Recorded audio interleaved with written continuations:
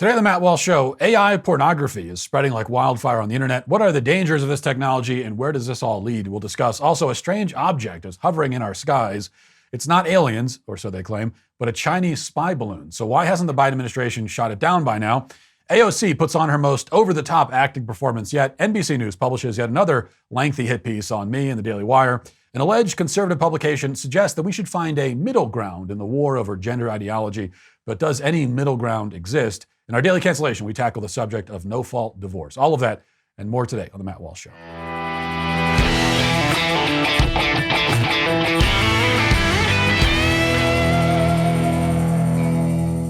If the past couple of years have taught us anything, it's that in a crisis, like a global pandemic or a natural disaster, even the basics can be hard to come by. You need to be prepared for anything. And that's what my new partners at Jace Medical are all about, it, and they're here to help. Jace Medical helps you get a long-term supply of prescription medication. Their mission is to empower you to be better medically prepared. A great way to start preparing is with the Jace Case, a pack of 5 different courses of antibiotics that you can use to treat a whole host of bacterial illnesses, including UTIs, respiratory infections, sinuses, skin infections, and more. All you have to do is fill out a simple online form, and in some cases, jump on a quick call with one of their board-certified physicians. And from there, you can ask your physician treatment-related questions on an ongoing basis, and so you'll have that help as well. But this is so important to do, especially if you have kids. You know, you have a bunch of kids in the house like I do, and you never know what kinds of emergencies. Even if it's not a national emergency, you never know what kind of emergencies you'll be dealing with. And that's why the Jace Case gives me peace of mind, knowing that my family will have what we need if the worst happens. And I want you to be prepared for anything as well. Go to jacemedical.com, enter code Walsh at checkout for a discount on your order. That's jacemedical.com, promo code Walsh. Well, we truly live in a brave new world. Well, not really brave anyway, but it is new, I guess. And it's new in ways that threaten to make obsolete that old adage that there's nothing new under the sun. Because in our day and age, we have managed to create some new things. I think things without precedent, things without historical analog. The problem is that nearly all of those things are, well, terrible. Take, for example, the burgeoning industry of AI pornography. This is porn generated by artificial intelligence. It encompasses both deepfake porn, which is fashioned to look like some actual specific human being, and then totally artificial porn whose images are created entirely by a machine. There's been a lot of discussion about this subject this past week due to a controversy in the world of Twitch streamers. And this is a world that remains mostly foreign to me, and perhaps to you, but I think we can both get the gist from this write-up in Vice. It says, quote, on Monday, Twitch streamer Brandon Ewing, who goes by Atrioc online, admitted to buying and watching deepfakes from an account that makes non-consensual, sexually explicit AI-generated videos of his colleagues in the streaming world. In a live stream on Monday, Ewing inadvertently showed browser windows open to a website that hosts non-consensual AI-generated images. The window showed that he was viewing images on the account of someone who specialized in making deepfakes of popular streamers. Viewers of the stream caught the leak and screenshotted the site, then shared the site, images from it, and names of the women who were deepfaked. At first reported by Dextero, Ewing said during his Monday stream in a tearful, now viral apology that he clicked an ad for deepfake porn while browsing Pornhub. That ad took him to another subscriber-only website that he said where he paid to view the images of popular female streamers. He said that he was driven by morbid curiosity and that his watching non-consensual porn is not a pattern of behavior. His wife, cosplayer Ariana Ewing, I don't know what any of these words mean, sat in the background of the stream and cried. Here's some of whatever that is. Stream to like create a pattern of behavior where I really want, especially women on Twitch, to feel safer. Like we call booba spam cringe. We don't do that there. I've never made like a weird, I don't know, seat sniffing joke. I've never done anything like that. I've never done anything like that on the stream. And we don't tolerate any sex behavior in the chat. We ban it on site. And like I've done this consistently over and over and over. And then at 2 a.m., you know, I've been watching so much. I've been reading so much fucking AI stuff. I'm reading all this stuff about AI and deepfake music, deepfake art, and everything. And I'm in these Discords, and I just feel so embarrassing to me.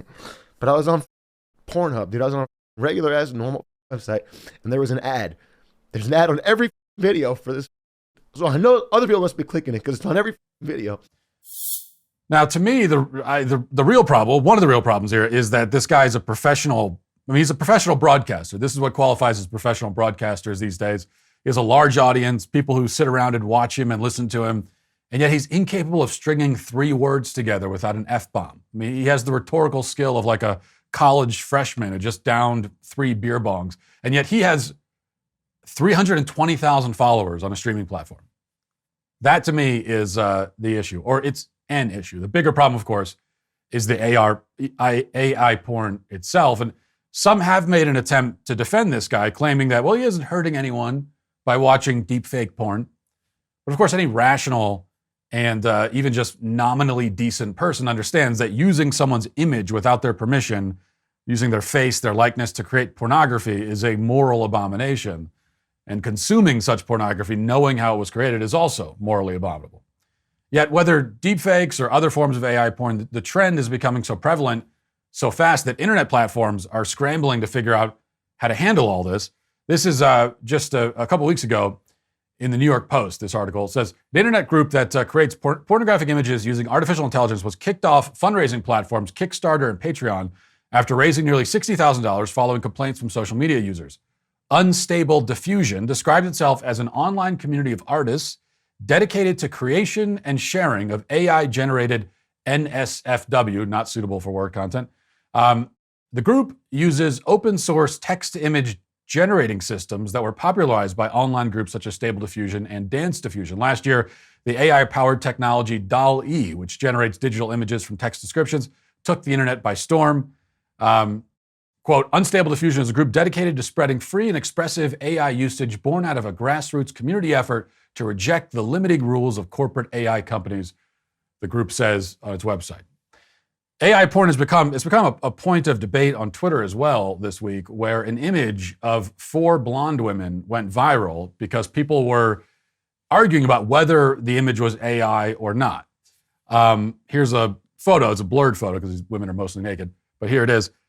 And I think that this is AI based on the fact that the faces all look creepily the same, but the fact that we can't tell for sure that there's any debate about whether the women in that image actually exist is precisely what makes this so terrifying, because we are rapidly getting to a point, we've already reached the point, probably, where you simply cannot be sure whether an image, a voice, even a video that you watch is real or not, even if it features someone who you know exists.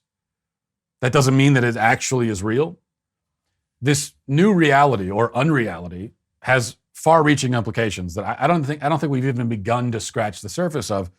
But those implications are perhaps the most disturbing in this realm, in the realm of porn. Now, some real flesh and blood internet prostitutes, like OnlyFans model Laura Lux, have spoken out about the possibility that the entire porn and cyber prostitution industry will soon come crashing down as the people in that field can all now be replaced by artificial intelligence. Lux says that she's not worried about that, however, because as she tweeted, quote, anyone who thinks AI-generated images of hot naked women is going to ruin the OnlyFans economy for real-life women has a fundamental misunderstanding of what OnlyFans is. People don't subscribe to my OnlyFans because they want to see a random naked woman. They subscribe to my OnlyFans because they want to see me naked, specifically based on a parasocial connection formed by following me on other social media platforms. Now, I'm not really, I confess, concerned about the job security of OnlyFans prostitutes. When I mentioned the horrific implications of this technology, that's not exactly what I was talking about. In fact, if anything, putting porn stars out of work is maybe the one single benefit of this technology, because at least it might force these women to do something productive and valuable with their lives instead. And I do think that day is coming, because despite the reassurance Miss Lux offers to us, but really to herself, there's a reality here, which is that, she's correct that OnlyFans customers are looking for something that resembles a human connection, human affection, romance. It's just that the porn consumer has given up on finding the genuine thing and instead settles for its digital imitation. That's precisely the problem for Miss Lux. They've already decided to forfeit genuine human connections in favor of an image on a screen. They choose you as the OnlyFans model because you're not real to them. You're not human to them. You are accessible. You are usable, reusable. You are an object that they can make use of and then discard until they want you again. You are a masturbatory aid. You are to them nothing but a collection of body parts. You're not a human being to them. You have been dehumanized, and you are taking part in your own dehumanization. You might as well already be a robot, which means that you could easily be replaced by a robot. And as far as the porn consumer is concerned, nothing at all would be lost. That's the harsh truth. And this is the fear with AI porn. It's the same fear with regular porn, actually, only accelerated once artificial intelligence is added into the mix. Because increasingly people are rejecting human connection, human relationships, human romance, and all that traditionally comes with it, including marriage and family, in favor of images on a screen. And this is dehumanizing, not just to the person on the screen, unless that person is already not human, but also dehumanizing to the consumer. And that's also why our criticism of the porn industry cannot focus just on the fact that the porn industry is fueled by sex trafficking, for example, and that is a major problem. It's not the only problem with porn. Just as our criticism of AI porn cannot focus just on the fact that people are often being used in deepfakes without their consent. That's a major problem with that technology, but it's not the only problem with it. In both cases, we cannot neglect to acknowledge the harm that's also done to the consumer. As the consumer, the viewer is driven further into self-isolation, cut off from meaningful relationships, and destroying the ones that he already has, while spending his time ingesting depraved filth. He is lessened by it, made into a smaller, less happy, less interesting, less productive, all around less impressive and fulfilled person. And now with AI adding fuel to the fire, the situation is only going to go from bad to worse, unless we do something about it. Now let's get to our headlines.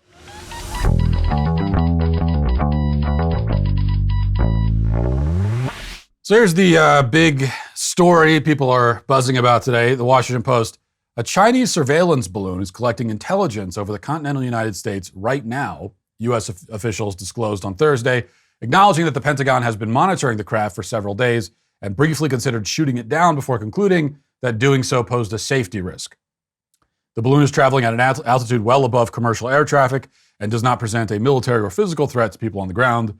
This according to Brigadier General Patrick Ryder, a Pentagon spokesman, who told the reporters in a hastily arranged news conference where he addressed the ongoing situation. The North American Aerospace Defense Command, NORAD, continues to track the balloon's course, but officials would not specify its present whereabouts. The striking development comes at a time of peak tension between the world powers and just hours ahead of Secretary of State Antony Blinken's expected departure to Beijing, where he's to hold a series of long-scheduled meetings with senior Chinese officials.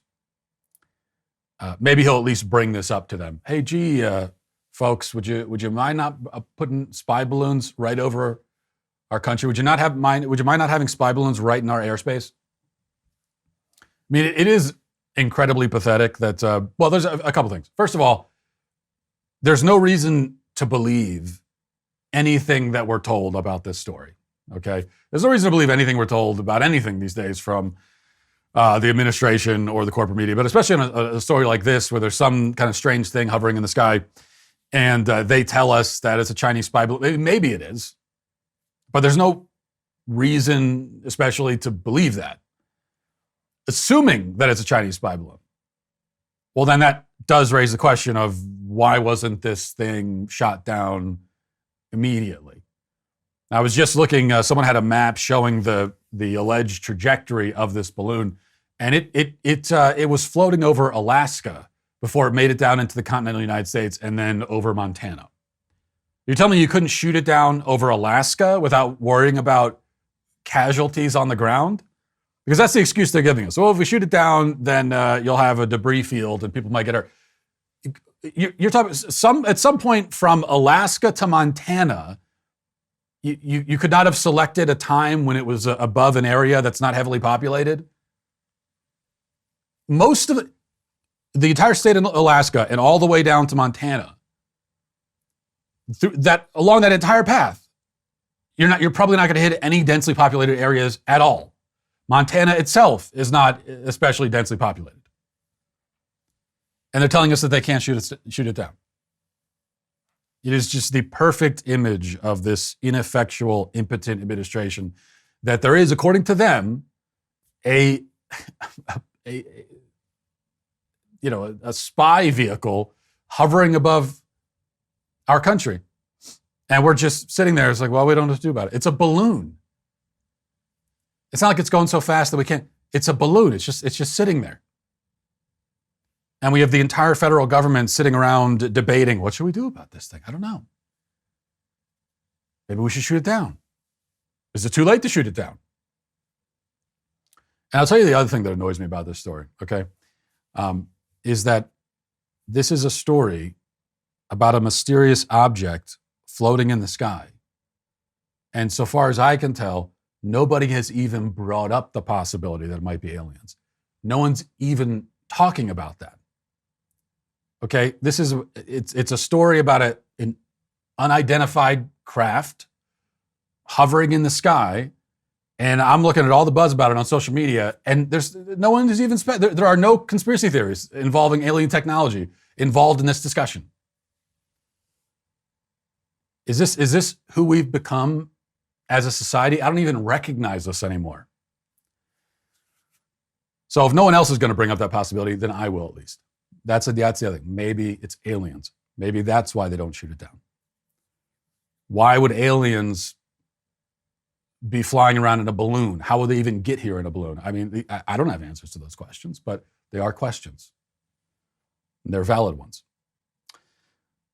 Now, for the other latest drama in D.C. that nobody outside D.C. actually cares about, Ilhan Omar was booted from the Foreign Affairs Committee, and the reason that she was booted from the committee, and it's just like Eric Swalwell was kicked off of his committee, and because he slept with a Chinese spy, and there's been a few other Democrats that have lost their committee assignments, and this has been a big story in the D.C. media. Once again, nobody outside of that bubble cares at all. But the reason that we're given for her being ousted from the Foreign Affairs Committee is that she has made anti-Semitic comments in the past. And don't get me wrong, that's a fine reason to kick her off the committee. But I'd prefer if they kicked her off because she's just sort of generally anti-American and shows no loyalty to or love for the country that took her in and gave her a life and made her successful and all of that. She came here as a refugee. We brought her in, took her in, and she has shown no gratitude at all and is bitter and resentful to the country that saved her life. So I would like to kick her off for that reason. I mean, whatever the reason is, it's fine. But to me, that's the reason. AOC feels differently, though. She's very upset that her friend Ilhan Omar lost the committee assignment. She wants the rest of us to be upset about it. And here she is doing her best black preacher impression on the House floor as she discusses this. Watch.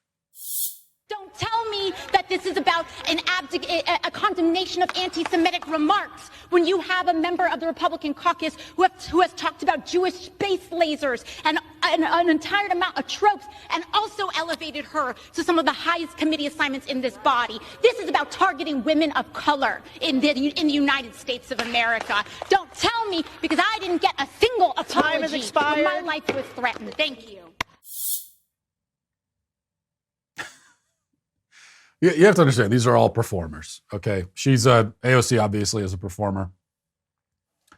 I've seen some people describe her as a theater kid, in high school. And that is what she is. And that's, Congress is full of people like this who are simply performers. And I know you might say that that's always been the case with politics. Politics has always attracted performers. It's always attracted people who were too ugly to be actors. And so they end up becoming politicians. And I think that's a pretty good theory for why people end up becoming politicians, many of them anyway. It's because what they want to do is they want to be actors and they want to be in Hollywood, but they're too ugly for that, and so they end up doing this. And that's true, and to a certain extent, that's always been the case in politics, even before Hollywood and movies existed. But the difference now is that there is the opportunity to perform all the time because of 24-hour cable news, because of the internet and social media. And they're always going for that viral moment. That's what she was doing right there, waving her hand around, doing this all the theatrics and everything. And she knows that she can do that. And anytime she does it, it can go viral online, which it did. So while politics has always attracted these empty performer types, the problem is now that they can perform all the time. The cameras are always on them 24/7. And so there's always this invitation to perform. And then you end up with people like AOC. Here's an article in NBC News. I found myself, in fact, my own picture in one of the top headlines in NBC News yesterday, but not for anything good. Not because they wanted to congratulate me or say, hey, nice job, or I don't know, wish me well with the new babies or anything like that. Instead, it's this. Here's the headline. How Tennessee axed millions in HIV funds amid scrutiny from far-right provocateurs. And the article goes on. Tennessee's recent decision to reject over $8 million in federal funds to combat HIV was motivated, at least in part, by right-wing provocateurs stoking anti-LGBTQ sentiment, according to 4 sources within the state health department. The move by Republican Governor Bill Lee will hamstring, if not cripple, efforts to combat one of the country's most poorly controlled epidemics of the virus, HIV advocates say. The announcement followed a political crisis in Tennessee that began in September when conservative media personalities, including Matt Walsh and Ben Shapiro, launched attacks on Vanderbilt University Medical Center over its care of transgender minors, which they alleged was barbaric. In October, the pressure wound its way to the unit that combats HIV, sexually transmitted infections, and viral hepatitis at the Tennessee Health Department. On October 24th, the unit's director, Dr. Pamela Talley, told employees that because of the social media firestorm over Vanderbilt, information about the Tennessee Transgender Task Force and other trans resources had been scrubbed from the department's website. A leading voice in the right's opposition to the treatment of gender dysphoria in minors, Matt Walsh, a columnist from the conservative media outlet Daily Wire, published a series of widely read tweets on September 20th targeting Vanderbilt University Medical Center's treatment of minors at its transgender health clinic. Quote, they now castrate, sterilize, and mutilate minors as well as adults, Walsh said. The next day, Walsh appeared on Tucker Carlson's Fox News show to publicize his investigation, and Ben Shapiro, a conservative commentator who co-founded Daily Wire, further amplified Walsh's attacks on Vanderbilt on his YouTube channel and podcast, decrying the, quote, nonsense garbage that a boy can be a girl and a girl can be a boy.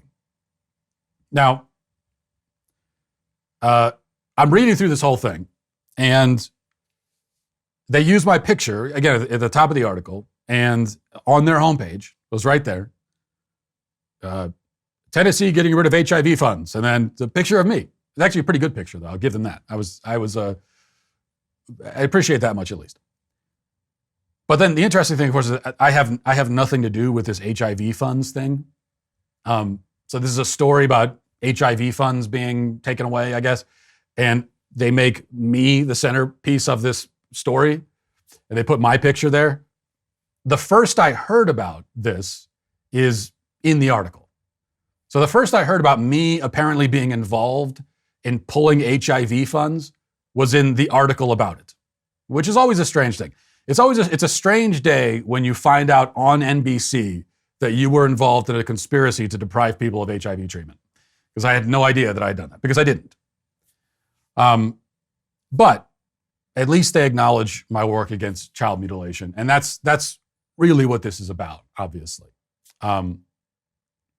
What they're actually upset about. And the guy, try to remember his name. I don't have the article pulled up right in front of me. Benjamin Ryan's his name. Benjamin Ryan, he's obsessed. He's writing articles about me all the time. He's constantly tweeting things and everything. And he's very, very upset that myself and the Daily Wire, that we're engaged in this campaign to protect children from being mutilated. He's really upset about that. But he knows that he can't engage with us on that issue directly because he'll lose. What he's not going to attempt to do, what none of these people will actually attempt to do, is stand up and say, yes, I think it is a good idea, it is the right thing to chop the breasts off a 15-year-old, to a physically healthy 15-year-old girl. I think that's a good idea, and here, I will tell you why. None of these people will do that because they know they can't.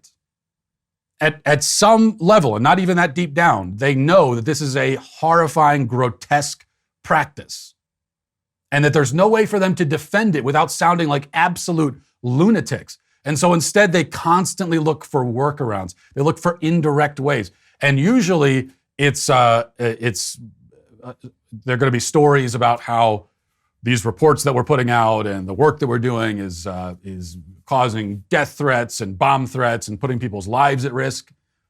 And you notice that even in those articles, even if it were true that we were responsible for saying things that were encouraging bomb threats and death threats, which we aren't, but even if that was the case, well, you still haven't explained how we're wrong about what we're saying, because they can't explain that. And this is probably the most desperate attempt of all, as he goes, for this really desperate workaround, where he's trying to tie this all into HIV funds and whatever else. On a similar topic here, this is The Bulwark just put out this article with this headline: Trump's escalation in the gender war. Even as the former president tries to energize his tired campaign by pushing on trans issues, is a window opening for a moderate approach. This is something you can always count on alleged conservatives, especially the ones that write for The Bulwark, to come along and start talking about, well, we need a more moderate approach, especially when the right is winning, okay, and we're being effective, and we're achieving actual wins on the battlefield. We're putting points on the scoreboard. That's when we can always count on people from The Bulwark and other similar publications to come along and say, let's dial it back a little bit. This is too effective. You're winning a little bit too much. Let's dial it back. Find a moderate approach. Let's find a moderate approach between mutilating children and not mutilating them. I'm sure there's middle ground we can agree on. So this is an article from Giselle Donnelly. I'll read a little bit of it. It says, 2 months into the lackluster start of his 2024 presidential bid, Donald Trump rolled out the most reliable weapon in the MAGA arsenal, a full-scale attack on transgender Americans and the medical and therapeutic communities that care for them. In a 3.5-minute video screed, which we played some of it on the show yesterday, first posted on his Truth Social platform, Trump announced an onslaught of gender war measures going far beyond the questions raised in recent years about bathroom use, trans participation in women's sports, or the prescription of puberty blockers or hormones for adolescents. On day one, vowed Trump, I will revoke Joe Biden's policies on so-called gender-affirming care. Ridiculous. On the right, gender-affirming care has become synonymous with premature prescriptions of cross-sex hormones, puberty blockers, and surgeries. In reality, it is the common language phrase that marks a kinder, gentler approach to what is now known as gender dysphoria, as opposed to previous treatments for gender identity disorder.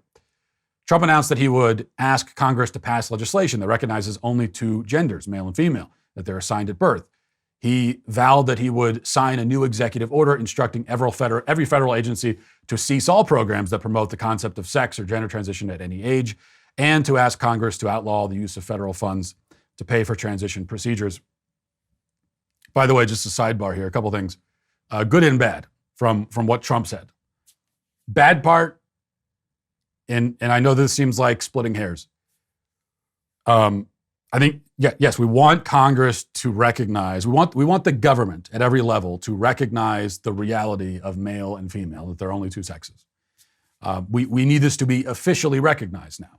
We shouldn't need to officially recognize it. It shouldn't be an issue, but it is. And so yes, that's what we want. But we don't want Congress or any other government body to recognize sex, quote, assigned at birth. That is certainly not the language we want. Because sex is, when you say assigned at birth, you are already agreeing with the ideologues, because you are agreeing that sex is the kind of thing that can be assigned, and that this assignment happens sometime after the conception of the person in the womb. No, sex is not assigned at birth. It is observed at birth. It is noted at birth. It is present at birth, whatever you want to say, although it's present before birth too. But on the positive side, and this is something that other people have noted, and on the left they note it with great alarm, is that when Trump is talking about this, he is not only referring to the trans agenda as it targets kids. He's also referring to the entire thing. I mean, he's referring to transgenderism as a concept, which is exactly what we need to be doing. And yes, ultimately, we need to be protecting both children and adults from these barbaric procedures. It makes sense to, as we're doing, to start with protecting kids. They need our protection the most. But I don't think it should end there. As I've always said, it should not be legal for doctors to do this to anyone. I don't care how old you are. If somebody is confused about their identity, a doctor saying, okay, well, we'll chop your penis off. We'll chop your breasts off. We'll start chopping parts of your body off until you feel better about yourself. That is barbaric and insane and abusive, no matter how old the person is. It doesn't magically become ethical for the doctor because the person's over the age of 18. So I think Trump is noting that, which is good. Anyway, back to the Bulwark article. Says whether this ploy is enough to help revitalize Trump's presidential effort is difficult to assess. The Republican bench is deep with aggressive culture warriors, and Florida Governor Ron DeSantis, Trump's top rival, has until now dominated the lineup. But now that Trump has spoken, what MAGA candidate will want to be seen to be more moderate than he on transgender issues? And I'm just scrolling along here to get to the end. Because what I'm trying to figure out, what's allegedly being pitched here is a moderate position, is that we don't want the extremes of one side or the extremes of the other.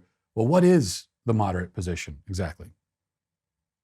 To the degree that this sort of radicalism has become the face of the movement for preserving citizenship liberties for gay, lesbian, bisexual, and trans Americans, it's hardly a wonder that it provokes an ugly reaction. Okay, so now this person's talking about the extremism on the other side, saying that's no good.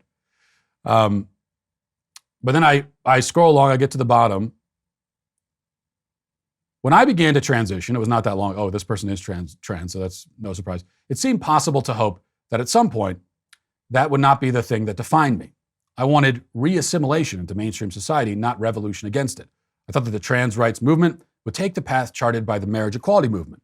The road to normality is now blocked from both left and right, but perhaps a middle way can be cleared. Okay, so this whole article is written, it's in the Bulwark, and you read it, it's proposing a middle way, a compromised position, and you read the entire thing, and you get to the end, and it never even stipulates what the moderate approach is.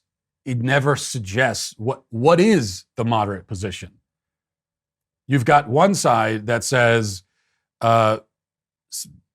gender is fluid. There are a million of them, and there's countless numbers of them. Biological sex is essentially imaginary. There is no objective reality when it comes to sex. And if a 12-year-old child's boy says that he's a girl, then he should be chemically castrated. That's what one side says. Then you've got the other side saying, no, absolutely not to all of that. And then you've got this person saying, what about in the middle? Okay, what is the middle between those two positions? And the reason why they never stipulate the middle ground is because there isn't one. It doesn't exist. Okay, you cannot have a middle ground between horrific falsehoods on one side from the gender ideology crowd and the truth on the other side. Because that's all you're getting from the other side. It's just the truth. There are only males and females. Sex is binary. You shouldn't mutilate kids. You shouldn't mutilate anyone. This is our position. And it is scientifically true. It's morally true. So you've got falsehood and truth. Any kind of middle ground, here's why there's no middle ground. Because if you stray even 1 inch from the truth and towards the falsehood, well, now it's a falsehood. Now we're just degrees. There's the truth, and then there's the falsehood. It's not a spectrum. It's not like there's a spectrum where you go along and suddenly the falsehood kind of blends with the truth, and right there in the middle is the sweet lukewarm spot. No, it's there are many different versions of falsehoods, some more extreme than others, and then there's the truth. And if you venture away from the truth, then you are in the realm of falsehood. That's not a compromise, that is a surrender. And it's a surrender of something that we absolutely cannot surrender. Right. This is maybe Biden's finest moment. We've heard a lot of alleged gaffes from Biden, but this one I really appreciated. Listen. More than half the women in my cabinet, more than half the people in my cabinet, more than half of the women in my administration are women. What I love about that is that he does correct himself, but then he goes back to the wrong way. Because he says more than half the people, no, more than half the women are women. So he caught himself, but then he went back to the wrong way of saying it. More than half the women in his administration are women. Which people assume that that's a gaffe and he's just stumbling over his words because he's senile. And of course, that's usually the case. But in this administration, there may be some reality to that. You know, half of the women in the administration are women. The other half of the women are men, I guess is what he's trying to say. All right, let's get to the comment section.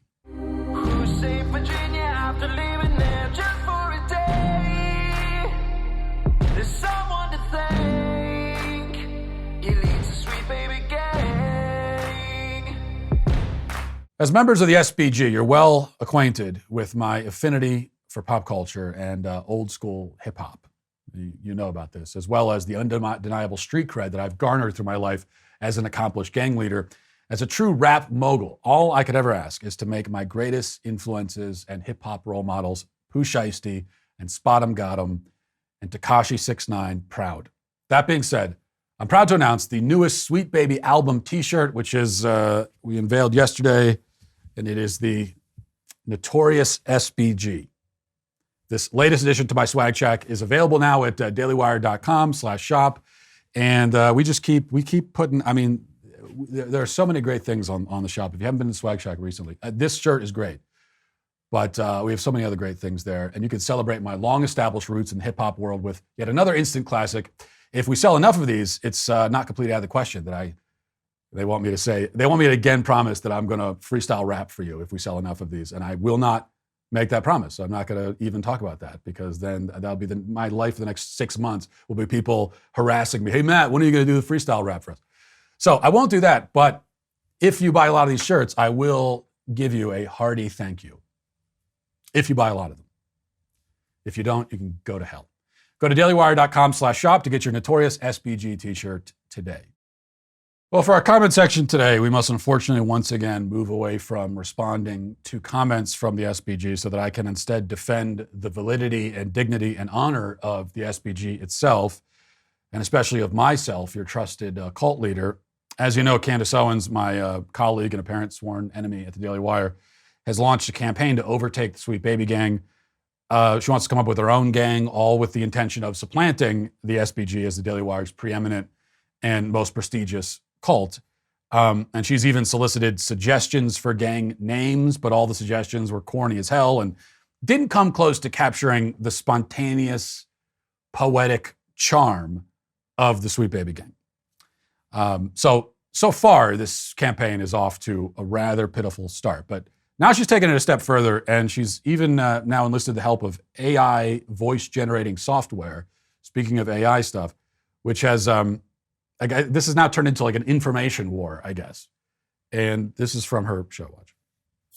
You know, Matt Walsh, my colleague, my non-friend, my arch nemesis, Matt Walsh, he's got that Sweet Baby Gang. And I would like to have the Sweet Baby Gang. And guess what, guys? Matt Walsh agrees that it's mine. Let's hear Matt Walsh, maybe not, but definitely do say that the Sweet Baby Gang is mine. Today on the Matt Walsh Show, I'll be telling you why I'm formally stepping down as the leader of the Sweet Baby Gang. I've searched long and hard for a successor and have finally found one. She is the host of my favorite podcast ever and has the best taste in bottled water. First, I have to admit that I was wrong. Dasani is absolute trash. Secondly, I am announcing that I am formally handing control of the Sweet Baby Gang to my dear friend Candace Owens. I mean, is that not incredible and terrifying, but also amazing that Matt Walsh has renounced himself as the leader of the Sweet Baby Gang, and that's actually mine. He admits that I'm his dear friend and also admits that I'm right about how disgusting Dasani water is. All that actually happened, or did it happen? Did he actually say that? Was that from Matt Walsh's podcast? Okay, first, I am glad to find out that for Candace Owens, her greatest dream in her career is to be my successor. So I do appreciate that. Second, I never said that Dasani water is good bottled water. I said that it's bottled water, and that's all it is, and it tastes like every other bottle of water. And I proved that beyond a shadow of a doubt in a blind taste test that we did on her show, which I won. Third, I might not be as concerned about AI technology now as I was at the beginning of the show, because that did not impress me at all. That didn't sound like me in the slightest bit.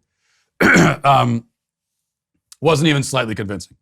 I mean, that robot could never capture the soul and gravity of my voice. I have the voice, I've been told, of like an ill-tempered grizzly bear who smokes too many cigarettes. And I take that as a compliment. I don't know if it's intended that way, but that's how I take it. And the AI didn't come close to that. Also, by the way, she began that segment by announcing ahead of time that the clip was made using AI, which kind of defeats the purpose of the bit when you tell people that that's what it is. That's like calling somebody up on a prank call, and when they pick up, you say, "Hi, I'm about to prank you. Get ready for this prank. This is a prank we're about to do, and here it goes." So a little bit of a concept problem there. Once again, I feel that the Sweet Baby Gang is secure and safe, and we have nothing to worry about. Jeremy's Razors is offering a great deal that ends at midnight tonight. 40% off all razors. Why the discount? Well, I'm glad you asked. A year ago, when Joe Biden tried to force a vaccine mandate upon private employers and some 85 million Americans, the Daily Wire told him where to stick it. We sued the federal government, and we won. After a 6-3 ruling in our favor at the Supreme Court, the mandate was dead. Together, we kicked the government's ass. So, on the first anniversary of this tremendous victory for all Americans, the Daily Wire CEO and God King Jeremy Boring has issued a special decree on the razors that bear his name, 40% off of all razors. That means you can get a Precision 5 razor with flip back trimmer, shave cream, post-shave balm, extra blades, and a handy travel case for just $35.99, which is a savings of $24. The Biden administration and its totalitarian cronies were cut down, and now we rejoice by drinking their tears, enjoying our freedom, and looking damn good while doing it. Now is your last chance to get 40% off all Jeremy's Razors by going to jeremy'srazors.com today. That's jeremy'srazors.com today. Now let's get to our daily cancellation. Well, if you've been listening to the show over the past month or so, you know that we have returned frequently to a discussion about the situation that young men face in our culture, and in particular as it relates to marriage. And you know, not only if you've been listening to this past week, but if you listen really at any point, that I'm a major advocate of marriage, that I especially encourage young men and women to embrace marriage and family life. But there's been a significant cultural shift away from marriage in recent years, with an increasing number of young people, men and women, giving up on the institution altogether. And for men, this shift has become its own movement with its own name.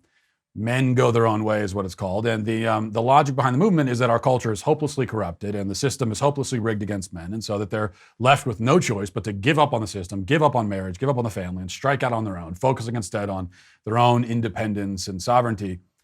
As I've argued, I understand the logic.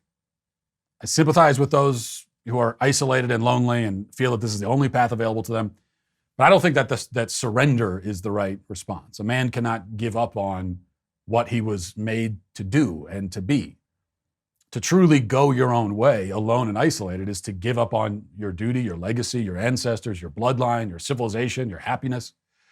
The movie Into the Wild tells the story of a man, Christopher McCandless, who went his own way to the extreme, burned his Social Security card, left his family, hiked into the Alaskan wilderness, and he died there alone. And as he was dying, he wrote in the margins of a book the words, "Happiness is only real when shared." This is one of the most essential truths of human nature. Most of us are meant to share our happiness with others. And for most of us, that's going to be with a spouse and children. All of that said, there are systemic problems with the way that we approach and govern marriages in our country. And it is important that we deal with and address those problems, which we usually don't. This is one of the central points that a great many men have made to me as they've given feedback on the topics we've discussed on the show in recent weeks. I've read many messages like this one, just choosing this one at random. It says, "Dear Matt, I absolutely agree with your message about the importance of marriage. I agree that men should become fathers and care for their families. I even generally agree with your take on Andrew Tate, but you talk about these things while never addressing these systemic issues. You push for marriage but pretend that no fault divorce doesn't exist. Your message will fall on deaf ears as long as you refuse to acknowledge the whole picture. Now, for the record, it's definitely not even close to true that I never talk about divorce or no-fault divorce. In fact, I've been talking about it for as long as I've had a national platform to talk about these things at all. But if I'm being teed up to talk about it again, I'm happy to oblige, which is why the cancelee for our daily cancellation today is no-fault divorce. Now, for those who aren't familiar with the concept, no-fault divorce laws, first adopted by California, of course, and then by every other state in some version, allow couples to break up their marriage without any specific cause or reason. They don't need to prove that anybody was at fault. They simply tell the court that they don't want to be married, and that's it. Now, in some states, no-fault divorce is the only choice. An at-fault divorce is an unavailable option in these states. In the rest of the states, no-fault is an option that can be chosen, among other options. But here's perhaps the most important detail. In most situations, it only takes one spouse to file for no-fault divorce. This means that one spouse can break the marriage contract without citing any reason except irreconcilable differences, even if the other spouse doesn't consent. And this is where the gender disparity comes into play. The vast majority of divorces are initiated by women. Studies have also shown that women are more likely to get divorced after getting promoted at work, achieving greater financial success. That's what as their financial situation improves, the likelihood of divorce becomes even more significant. Meanwhile, women are far more likely to make it out well in the divorce, receiving alimony, other forms of quote unquote spousal support. Now, in theory, gender is not supposed to factor into who gets alimony or how much they receive, but in reality, it almost always does. Even the New York Times has acknowledged this. An article last year remarking on how rare it is for women to be forced to financially support their ex-husbands reports this, quote, according to a 2019 study of census data by the Urban Institute, a nonprofit research group, half of the United States households are headed by women on average. While national statistics on alimony aren't tracked, Michael Mossberg, a New York-based lawyer and the former chairman of the American Bar Association's Family Law Section, said that despite an increase in stay-at-home husbands, far more women than men seek and receive spousal support. So women are more and more becoming the breadwinners in their families, and yet the family court system doesn't seem to have noticed that. Alimony payments are still doled out like it's, 1953. What this means is that this is what can happen. A woman can marry a man, leave him for any reason she wants, even after cheating on him, and still take half the assets and be awarded with an allowance from her ex-husband in perpetuity. It's not only outrageously unjust, but it also purposefully disincentivizes marital fidelity while incentivizing disloyalty and infidelity and divorce. There are many reforms that should be enacted to stop the bleeding here. The alimony system, for one thing, has to be drastically changed. Most alimony laws were created under the assumption that most women would be housewives and they would be stay-at-home moms, and most divorces would be initiated by men who are the sole breadwinners in the family. And in a case like that, where a man chooses to leave a wife who was staying at home to raise the kids and take care of the house, and he decides that he wants to leave, it makes sense that he should have to pay. She structured her entire life around the assumption that he would provide for her financially so that she can care for the children and he can go to work. If the man decides to go shack up with his secretary or whatever, he should still have to provide the support that he promised. But this doesn't describe all or even most divorces in modern America, given that, again, most divorces are initiated by women, and also most women have careers. There's no reason why a woman with a job who decides to leave her husband and break the marriage vows should then be rewarded with a monthly stipend from the man that she wants nothing to do with. I think a fair system would require the person who destroys the marriage to pay regardless of the gender. And yeah, can it be difficult to decide who's at fault for destroying the marriage? Yeah, it's difficult, but that's what needs to happen. This is why these courts exist, to make these determinations.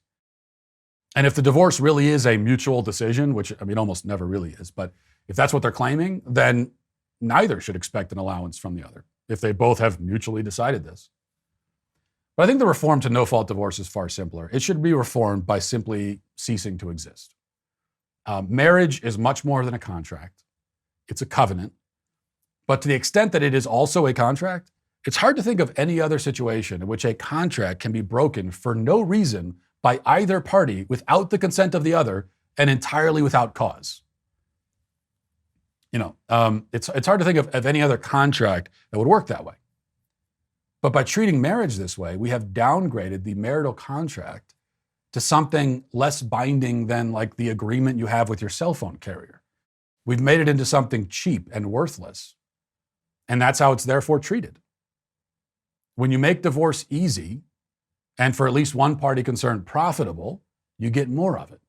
In fact, shockingly, when you make divorce easier and more profitable for one sex at the expense of the other, you get a greater number of the members of that sex initiating divorces.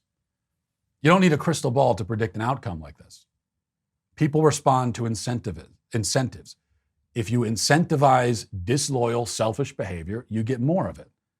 However, if you make divorce difficult and potentially costly for everybody involved, not for one spouse, but both, then you've given couples an incentive to find another solution for their supposedly irreconcilable differences. And you've sent a message on a cultural level that the marital vow is meaningful and important and not something that can be just discarded on a whim. Now, no-fault divorce advocates will argue that the alternative, divorce without the no-fault option, can tend to be traumatic and it could get really ugly. But there's no way around that. And we shouldn't look for one. Like, divorce is an ugly thing, no matter what. A promise was made, a vow was made, now it's being broken.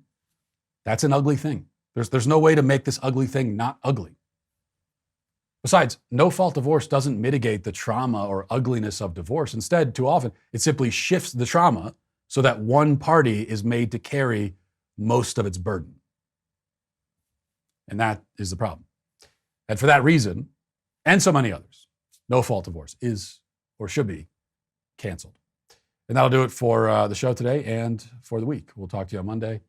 Have a great day. Godspeed.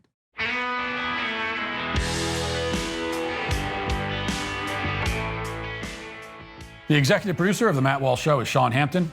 Our associate producer is McKenna Waters. The show is directed by Mark Jones and Trey Miller. Our production manager is Pavel Vodosky.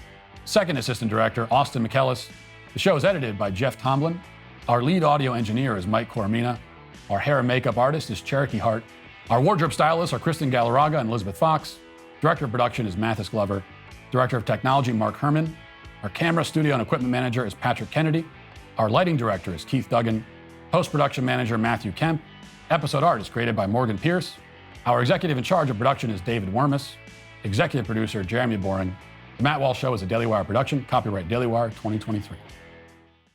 Hey everybody, this is Andrew Klavan, host of The Andrew Klavan Show.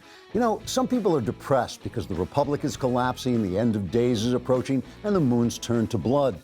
But on The Andrew Klavan Show, that's where the fun just gets started. So come on over to The Andrew Klavan Show and laugh your way through the fall of the Republic with me, Andrew Klavan.